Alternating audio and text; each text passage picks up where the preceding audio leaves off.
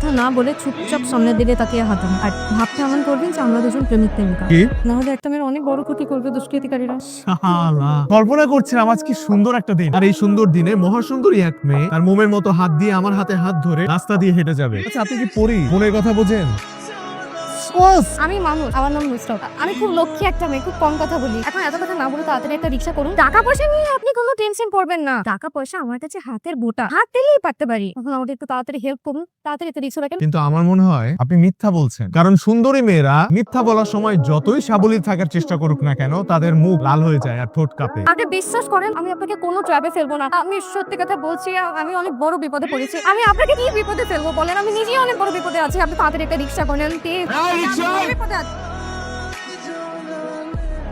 ঢাকা শহর আইসায় আমার আশা পুরাইছে। আরে লাল লাল নীল নীল, লাল লাল নীল নীল বাড়ি দেখা পরাণ জুড়াইছে। আপনি ঢাকা শহরে দিনের বেলায় লাল লাল নীল নীল বাতি কোথায় পেলেন? বুঝে না সে বুঝে না।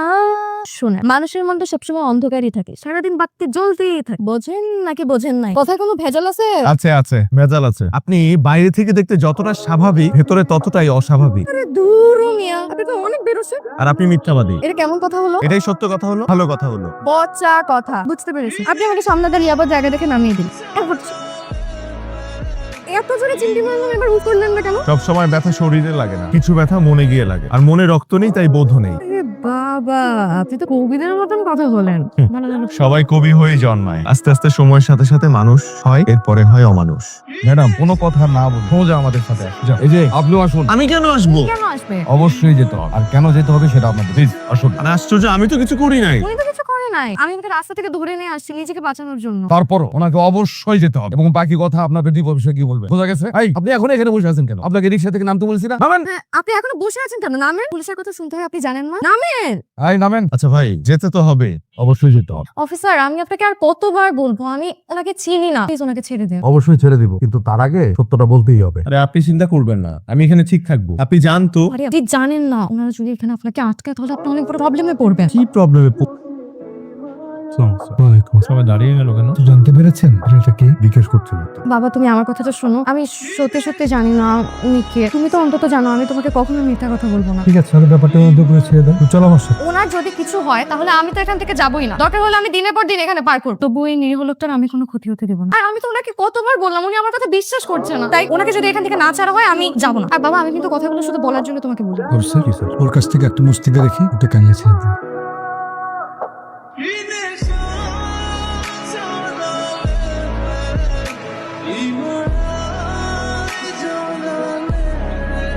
আমি আমি চিনতে পেরেছেন? আজ আসতে দিলাম আর উফ করে উঠলেন। আমি অল্পতেই ব্যথা পাই, বড় কিছুতে নির্বাক হই। আবার কাব্য। কি করবো বলুন? আমি তো একজন সত্যিকারের গরিব দুঃখী কবি। বছরে 2-3টা বই লিখি। আর আগে থিয়েটার করতাম, কিন্তু এখন আর করি না, সময়ের অভাবে। বাহ, অনেক বড় লোকের সাথে আমার পরিচয় তাহলে। তো শিল্পী মানুষ দেখি রুমের এই অবস্থা করে রেখেছেন, নাকি কুড়িয়ে পাওয়া গোডাউনে থাকে? নাস্তা তো নিশ্চয়ই করেননি। ঘুম থেকে উঠেই সিগারেট ধরাতে যাচ্ছিলেন। এখন যান, যে ফ্রেশ হয়ে আসেন। নাস্তা নিয়ে এসেছি, একসাথে খাবো। এখন যান না, ফ্রেশ হয়ে আসেন চট করে। আমার অনেক ক্ষুধা লেগেছে। শোনেন, ফিরে তাকে হাসিটা দিবেন কিনা এটা দেখার জন্যই ডাক দিয়েছি। তুমি অন্ধ বলেই দেখো হাসি, আমি দেখি বলেই সব অন্ধকার। তুমি মনে ডুব দিয়ে হৃদয়ের সাথে কাটো সাঁতার, আমি রংধনুর সব রং নিয়েও ফিকে হাত আমার। আমার ঘর এত সুন্দর করে গুছিয়ে ফেলেছে। বলেছিলাম না আপনি পড়ি। আজ এরা কাব্য করেন না, নোংরা। এখন থেকে এইভাবে সুন্দর করে ঘর গুছিয়ে রাখবেন, তা না হলে আপনি আবারও আসবেন। তারপরও নোংরা করবেন। বাবারে, আপনি আসলে একটা জিনিস। সেসব বলেন, আপনি বলবেন যে আমি অনেক সুন্দরী। সুন্দরী একটা পড়ি।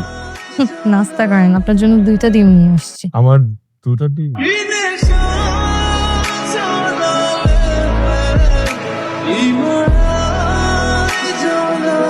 কি ভাবছেন? আমি আসলে বিয়ে করতে চাই না। মানে ছোটবেলা থেকে বাবা মার এত ঝগড়া দেখে বড় হয়েছে যা বলার বাহিরে। অনেক আগে থেকে আমার বাবা মা সেপারেশনে আছে, তাই আমি সিদ্ধান্ত নিয়েছি যে বিয়ে করবো না। এই কারণে আমার বাবা যখনই প্রস্তাব নিয়ে আসে আমি বাসা থেকে পালিয়ে যাই। আর শেষবার পালাতে গিয়ে আমাকে আবিষ্কার করেছেন।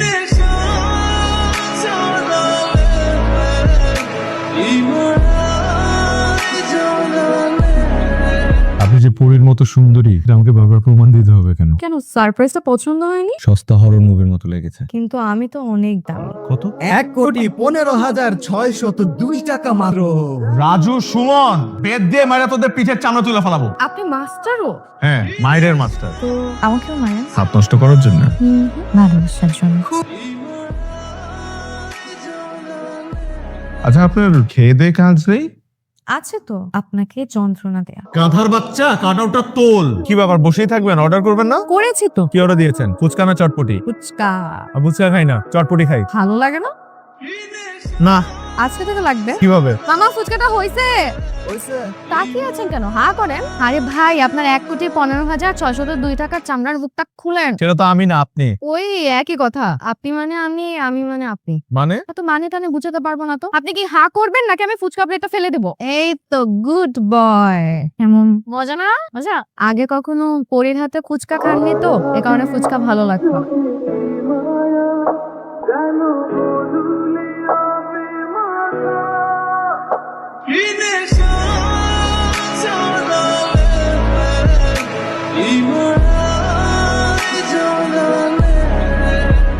হ্যালো।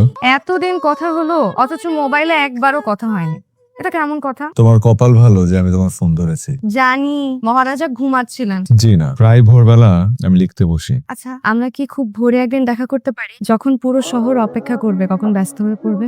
তার আগেই আমরা পুরো শহরটা ঝেড়ে মুছে পরিষ্কার করে ফেললাম। না, দুজনের সব কষ্ট বলে মুছে আবার নতুন করে শুরু করলাম। আচ্ছা, রাখি। হ্যালো।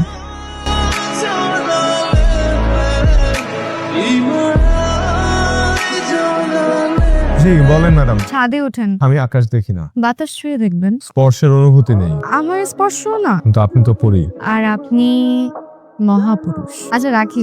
আরে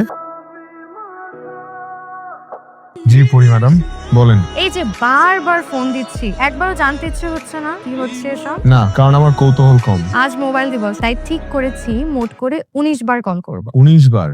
কেন একবার কম কেন? একবার আমি অদৃশ্যভাবে আপনার সাথে কথা বলবো, নিজে নিজে, যেখানে আপনি থাকবেন না। তাহলে এক কাজ করবেন, রেকর্ড করে রাখবেন যাতে পরে আমি শুনতে পারি। না, কাল দেখা হলে তখন বলবো। না, কাল সম্ভব না। ওমা, তাহলে তো আজকেই দেখা করতে হবে। মোবাইল দিবস আপাতত স্থগিত। যথাসময়ে জানিয়ে দেওয়া হবে পরবর্তী তারিখ। অপেক্ষায় থাকুন।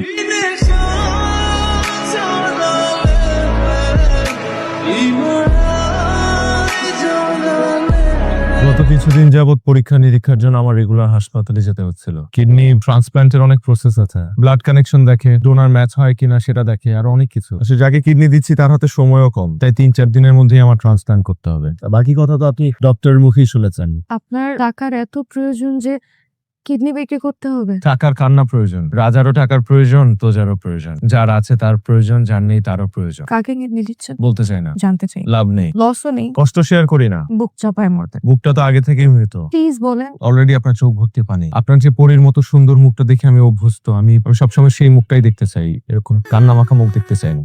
এই হাসির মাখা মুখ চিরজীবন পাশে রেখে দেখতে চান না? ওমা, বন্ধু হয়ে পাশে থাকলে তো সবসময় দেখবই। চলেন একটু হাঁটি হাঁটি।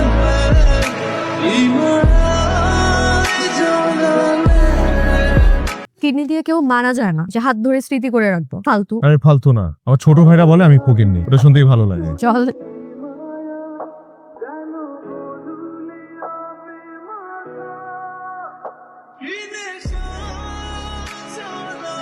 এমন সুন্দর জায়গায় এসেছেন কখনো? আমার ফুল বেশি একটা ভালো লাগে না। তাহলে তো আপনি মহাপুরুষ। ফুল ভালোবাসলে একজন মহাপুরুষ হয়ে যায়? ফুল ভালোবাসলেই একজন পুরুষ ভুল করে না? সেই অর্থে বলিনি, ফুল তো ভালো লাগার জিনিস, ভালোবাসার জিনিস, তাই বললাম। সেটা বুঝতে পেরেছি। বুঝতে যখন পেরেছেন তাহলে এই কথাটা বলে এত সুন্দর একটা রোমান্টিক মুহূর্ত কেন নষ্ট করলেন? সরি। কানে ধরেন। আচ্ছা থাক, আপনার কষ্ট দেখতে পারবো না। আমি কি দেখতে চান? আনন্দ, কেন? ভালোবাসি। না, হ্যাঁ, ভুল। চলেন ভালোবাসতে কাদাতে। পারবে। আমি কোনোভাবেই অপারেশন হতে দিব না। এই কয়েকদিনে আপনাকে একটু একটু করে ভালোবেসেছি বলে যে এই সিদ্ধান্ত নিয়েছি সেটা কিন্তু না। অনেক আগে থেকেই ভেবে রেখেছিলাম সব ব্যবস্থা করা। আমি অন্য একজনকে ভালোবাসি নুসরাত। দ্বিতীয় ভালোবাসার মানুষ হিসেবে আমি থাকতে প্রস্তুত নই। ভালোবাসা কোনো ভাগ হয় না, ভালোবাসার কোনো স্বার্থ না থাকলে না। তা আমার পক্ষে সম্ভব না। আর এই বিষয়ে আমি কোনো কথাও বলতে চাই না। তাতে করে শুধু শুধু আপনার কষ্ট বাড়বে। তবে হ্যাঁ, একটা জিনিস সত্য, এই কথা নিয়ে একটু হলেও আপনার প্রতি আমার একটা ভালো লাগার জন্ম নিয়েছে। ভালোবাসার মানুষটাকে জানতে পারি? আমি বলতে চাই না, তবে আপনার কাছে আমি একটা জিনিস চাই। আমার অপারেশন থেকে শুরু করে আমার সুস্থ না হওয়া পর্যন্ত আপনাকে আমি আমার পাশে চাই না, প্লিজ। আমি কি আপনার হাতটা ধরে একটু বসে থাকতে পারি প্লিজ?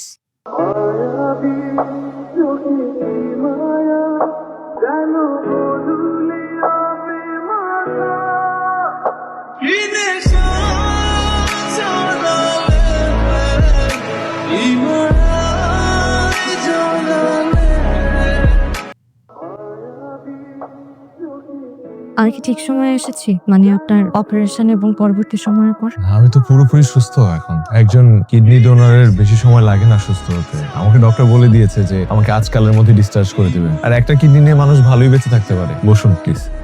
Thank you. আপনার ভালোবাসার মানুষ নেই? মানে উনি আপনার পাশে থাকবে বলেই তো আপনি আমাকে আপনার পাশে থাকতে মানা করেছিলেন, তাই না? না, নেই।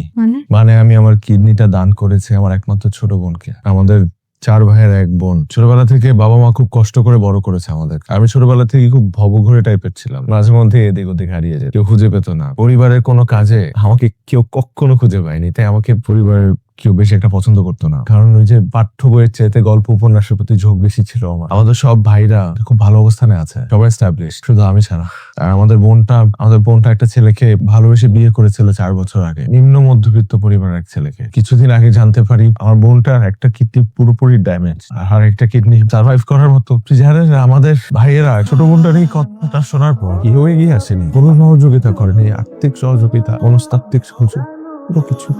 আমি তো কোনটার গরিব একটা ভাই, আমার কাছে তো টাকা পয়সা নেই, তাই আমি আমার কিডনি দিয়ে দিচ্ছি, এটাই আমার শান্তি। তো আজ পর্যন্ত কখনো এই কথাটা আমি কারোর সাথে শেয়ার করিনি। আপনি প্রথম যে জানলো। আমার ভালোবাসার মানুষ বলতে আর কেউ না, এই বোনটাই। আমার অনেক প্রাউড ফিল হচ্ছে যে আমি একজন ভালো মানুষকে ভালোবেসেছিলাম। এখন আর ভালোবাসেন না? ভালোবাসার পথ তো কখনো শেষ হয় না, চাওয়া আর পাওয়ার পথ শেষ হয়। আপনার ভালোবাসার মানুষের কথা শোনার পরে আমি আমার বাবাকে বিয়ে ঠিক করতে বলি, আর সেটা অলমোস্ট ঠিক হয়ে গেছে। কংগ্রেচুলেশন, ভালো খবর। ডাক্তারকে জিজ্ঞেস করতে হবে যে এখন আমি একটা কিডনি নিয়ে আপনার বিয়েতে নাচতে পারবো কিনা।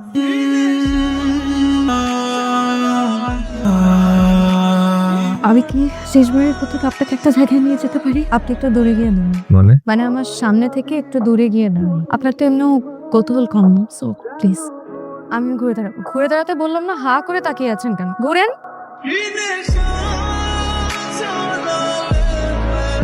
হ্যালো, আমাকে পছন্দ করেন?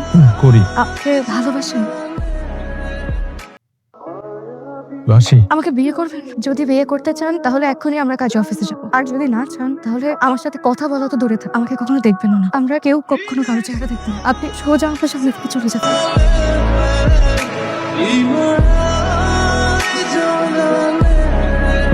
এই যে পরি ম্যাডাম, আপনি এখন ওদিকে ঘুরে আছেন কেন? আপনি ওদিকে ঘুরে থাকলে তো মনে হবে আপনি আমাকে বিয়ে করতে চান।